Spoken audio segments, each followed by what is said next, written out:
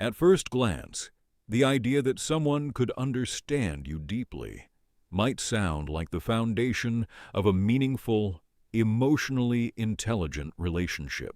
We are taught to value empathy, attunement, and emotional awareness as essential traits in a partner. We associate being understood with safety, connection, and intimacy. But when it comes to a female covert narcissist, that same understanding becomes something entirely different. It is not used to nurture or support you. It is used to control, destabilize, and ultimately dominate you. This is the paradox at the heart of covert narcissistic relationships. The very thing that feels like connection at the beginning becomes the mechanism of manipulation later on.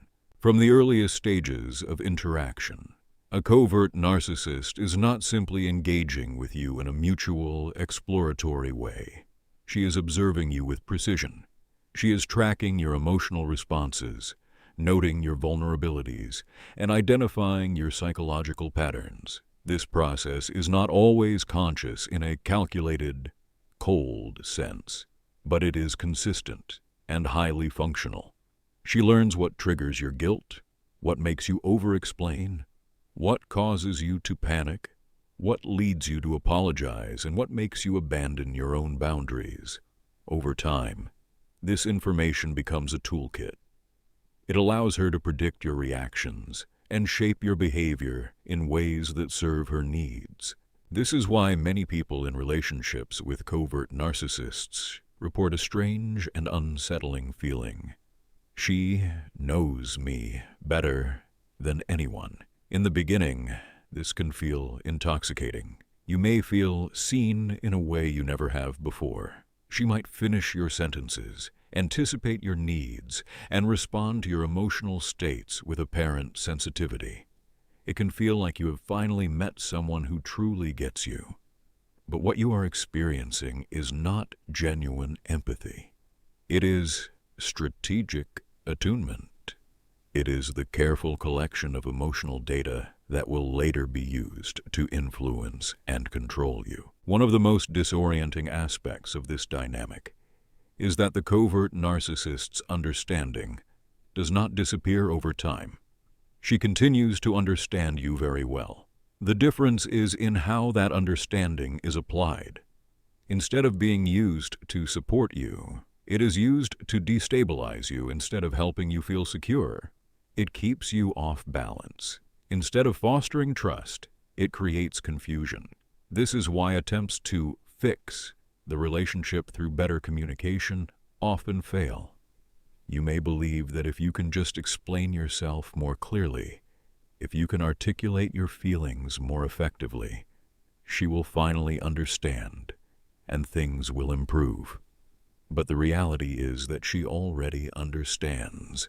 The problem is not a lack of clarity. The problem is that your confusion benefits her. This is a critical shift in perspective that many people struggle to make. We are conditioned to assume that relational problems stem from misunderstandings. We believe that if two people can just communicate better, they can resolve their issues.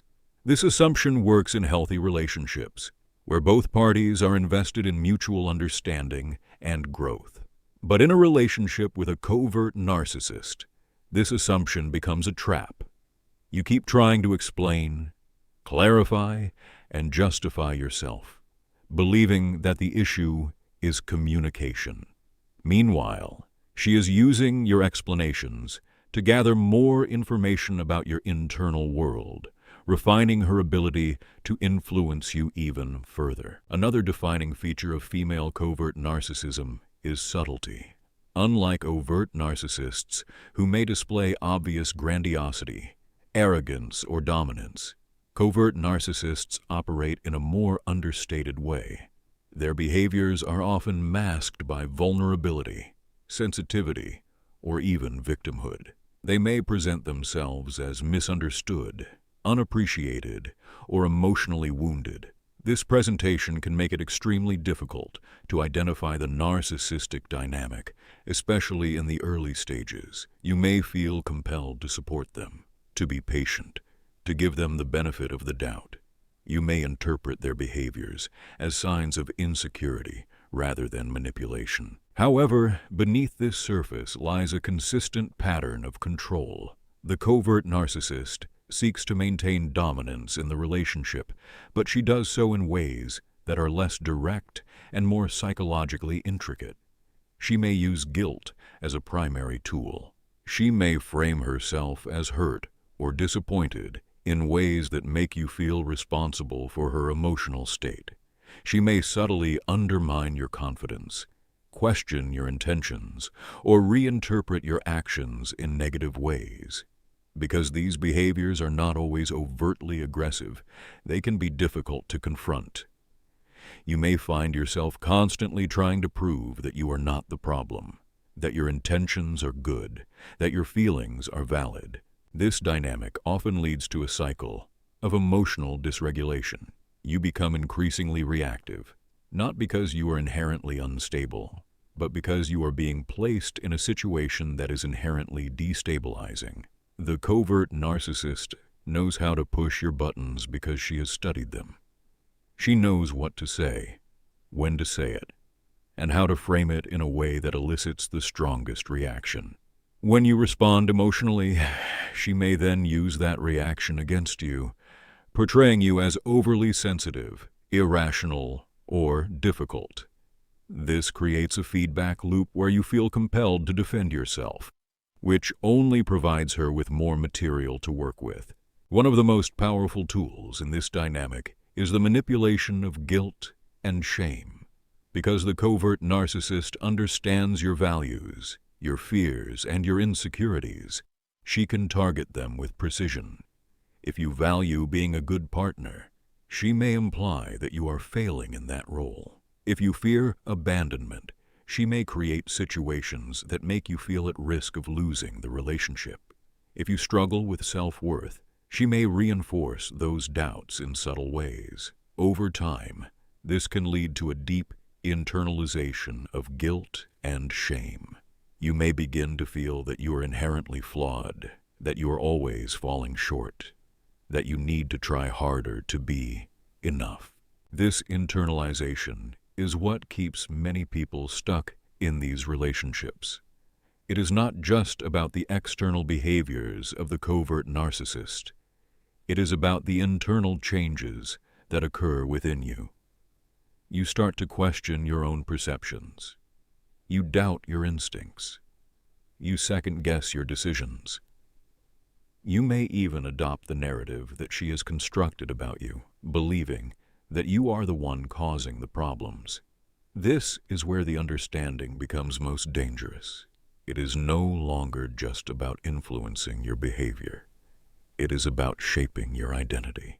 Another layer of complexity comes from the intermittent reinforcement that is often present in these relationships. The covert narcissist does not behave negatively all the time. There are moments of warmth, kindness, and apparent connection. These moments can feel incredibly meaningful, especially in contrast to the confusion and tension that often dominate the relationship. They create hope. They make you believe that the relationship can improve, that the person you connected with in the beginning is still there. This hope becomes another factor that keeps you engaged, even when the overall pattern is harmful. However, these positive moments are not random.